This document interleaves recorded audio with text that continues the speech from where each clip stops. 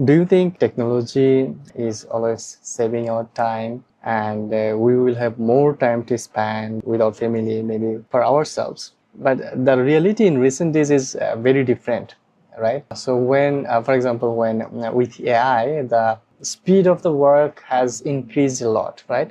Now we can do a like a 1 day job maybe within 10 minutes, right? So see this, like within 10 minutes maybe we are delivering, then on the other side they're coming up with a feedback within another maybe 10-15 minutes, right, which previously supposed to take around 2 to 3 days. So the conversion of the task speed is very high now, and the expectations of the people to get responded or get the job done is increasing so fast. So I think these are the areas slowly will bringing in so much of stress.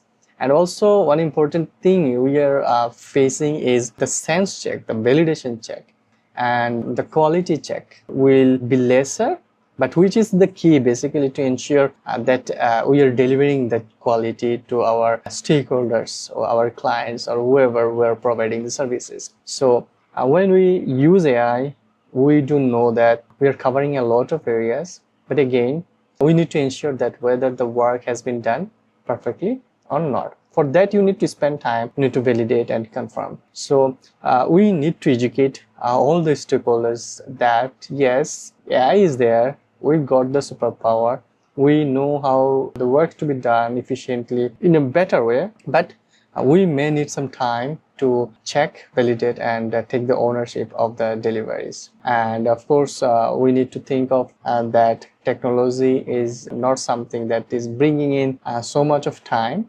yet. Maybe we will get some advantage somewhere, but for now, the expectations are increasing. The response time are getting lesser and lesser.